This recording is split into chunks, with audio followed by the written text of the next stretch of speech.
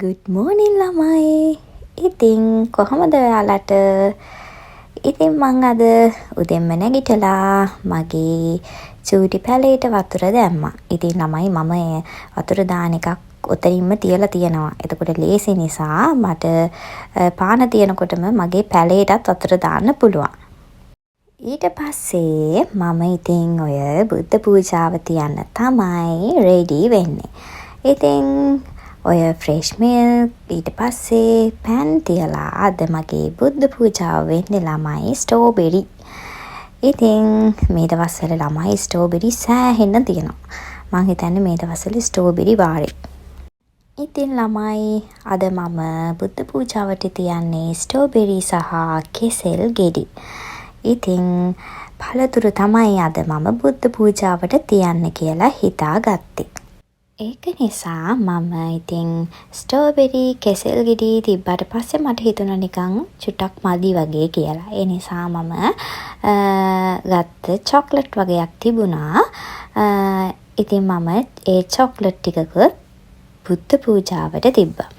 ඉතින් මම මේ දේවල් ඔයාලට පෙන්නන්නේ මන් දන්නවා මේ දේවල් දකිනකොට ඕගොල්ලන්ටත් කරන්න ආස හිතෙනවා කියලා. ඉතින් මගේ ව්ලොග් බලන කවුරුම හරි කෙනෙක් මං කරන මොකක්ම හරි හොඳ දෙයක් ඕගොල්ලන්ගේ ජීවිතේටත් ඔයාලා ගන්නවා නම් ඇත්තට මේක ගොඩාක් සතුටු හිතෙන දෙයක්. ඉතින් කවුරු හරි කමක් නැහැ. ඕගොල්ලොත් පුරුද්දක් විදිහට මේ දේවල් ගන්න ජීවිතේට ඒක ඇත්තටම ගොඩාක් හොඳ දෙයක්. ඉතින් ඊට පස්සේ ළමයි මං ඔය රෙඩි වෙන්නේ මගේ ස්කින් එකට පොඩි ට්‍රීට්මන්ට් වගේක් කරන්න. ඉතින් ළමයි ඔයාලා දැන් බලන් ඉන්න මම මොන වගේ විකාරද මූණට කරන්න කියලා.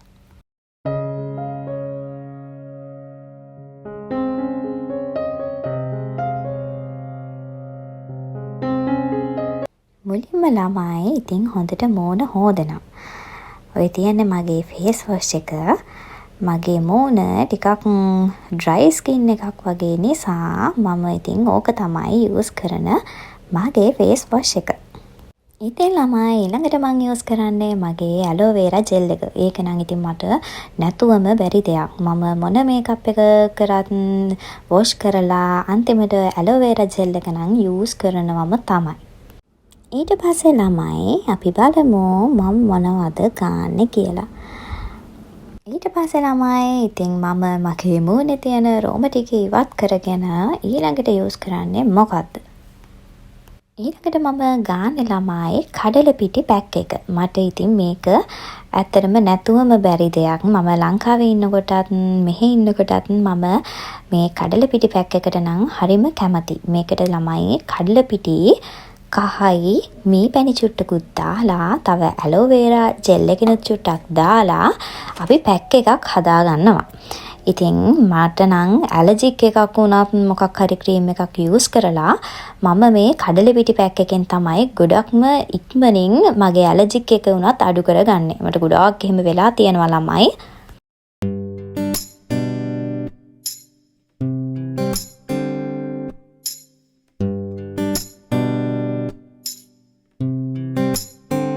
ඊට පස්සේ ළමයි පැක් එක දාලා පැය භාගයක් විතර හොඳට මූණට ෆිட் වුණාට පස්සේ මේක අපි හොඳට හොදන්න ඕනි. ඇත්තටම කියනවා නම් හොදන්න චුට්ටක් අමාරුයි ළමයි. මොකද මූණට හොඳට ෆිட் වෙලා තියෙන නිසා ඉතින් අර කෑලි චුට්ටක් ගලව අපි අයින් කරන්න ඕනි.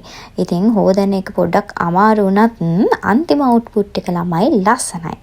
ඉතින් ඔයාලත් මං හිතනවා මේ වගේ ස්වාභාවික දේවලුත් යූස් කරන්න කියලා.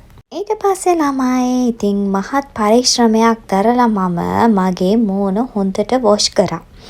ඉතින් ඔයාලට පේනවා ඇති පොඩ්ඩක් කහ පාටට හුරු ලුක් එකක් තමයි එන්නේ. මොකද ලයිට් කලර් එකක් වගේ එනවා කහත් අපි දාන නිසා. ඊට පස්සේ ළමයි මම යූස් කරන්නේ මෙන්න මේ ෆේස් මාස්ක් එක. මේක ළමයි ට්‍රාන්සිනෝ කියන ෆේස් මාස්ක් එක. මේක ඇත්තටම ගොඩක් හොඳ රිසල්ට් එකක් තියෙනවා. හැබැයි ළමයි සෝචනීය තත්ත්වය කියන්නේ මේක ඇතුලේ තියෙන ළමයි 4යි. ටිකක් ගාන චුට්ටක් වැඩි වුණාට ඕක ඇතුලේ 4ක් තියෙන එක තමයි ළමයි තියෙන ප්‍රශ්නේ. මම කලින් නම් ඕකේ ටැබ්ලට් එකක් යූස් කරා. ඉතින් දැන් ඔය ෆේස් මාස්ක් එක තමයි මං දැන් ගන්න යන්නේ.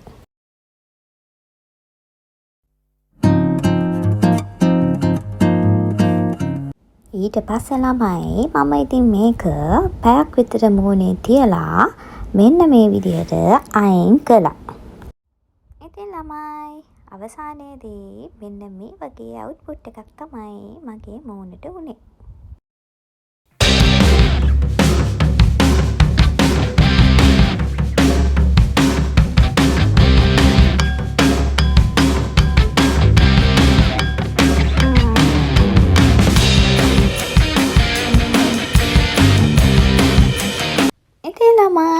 මං දැන් ඔය මේකප් කරන්නේ චුට්ටක් එළියට යන්න. ඉතින් මං මේකප් ටිකක් ගහගෙන ලිප්ස්ටික් ටිකකුත් ගහගෙන බලමු කොහෙටද යන්නේ කියලා අද. කියන්න අමතක වුණානේ. අද මං අයිලයිනර් එකත් යූස් කරා. ඉතින් ළමයි අයිලයිනර් එකත් හරිම අමාරුවෙන් මම ගාගෙන අපි බලමු මං කොහෙටද අද යන්නේ කියලා.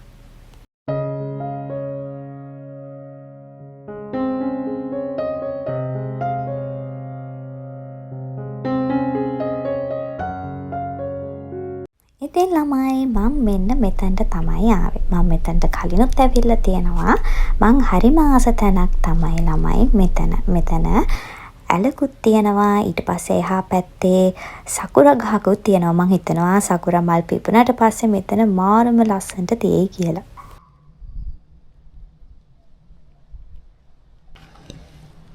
ඉතින් ළමයි හරිම හීතලයි.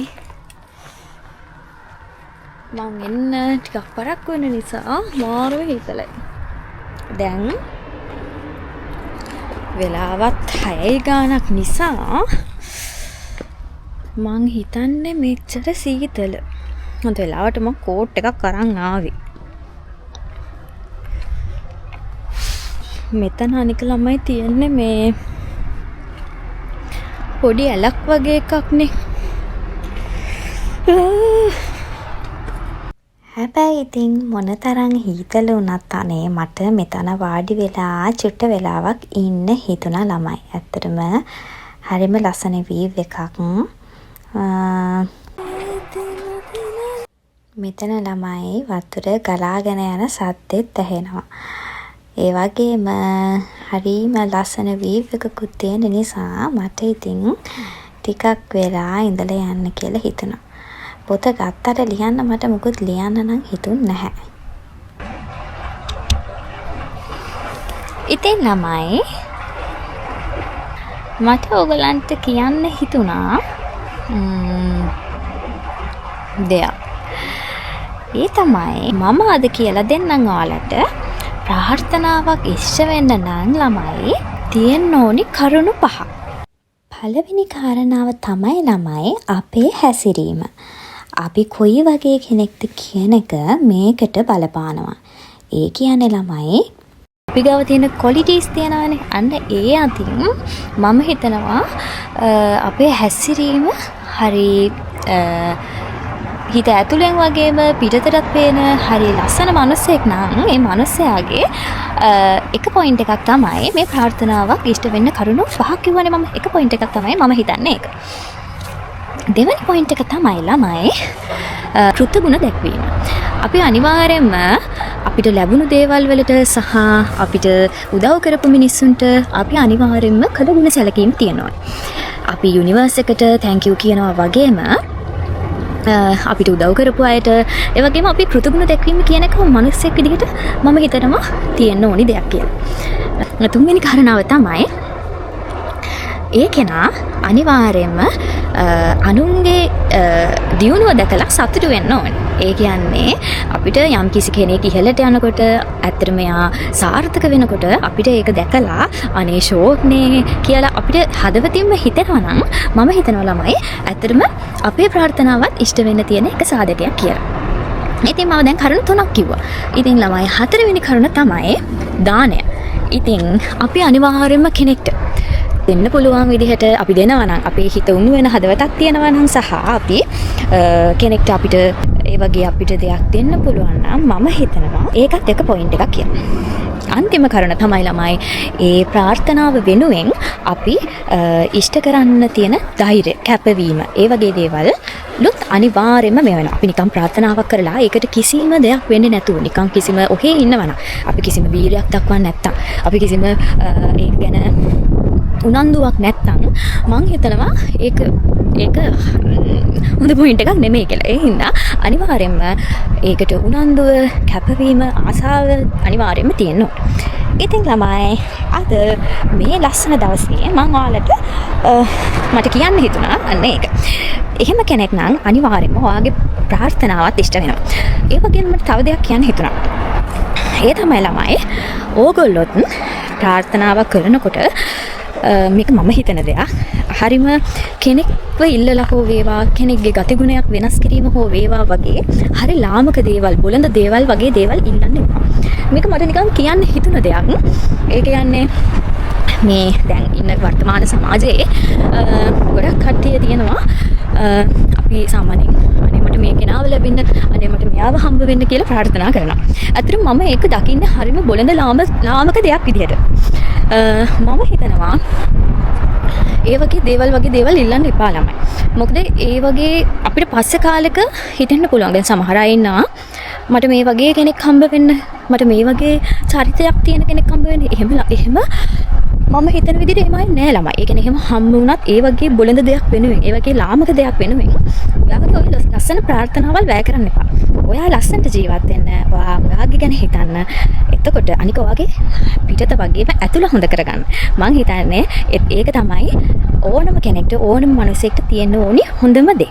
තමන්ගේ දියුණුව තමන්ගේ දියුණුව වෙනුවෙන් කැප වෙන්න, තමන් ඉස්සරහට යන්න කැප වෙන්න වගේ දේවල්. ඉතින් ළමයි අද මගේ vlog එක ඉවරයි. මං හිතාගෙන ආවේ නම් මෙතනට වෙලා ගොඩාක් වෙලා ඉන්නවා කියලා හිතාගෙන. ඒ වුණාට බෑ ළමයි හරිම හීතලයි. තව චුට්ට වෙලාවක් මම මෙතන හිටියොත් ඇත්තටම ගල් වෙන්න බැරි කමක් නැහැ. ඉතින් මම යනවා ළමයි. bye bye.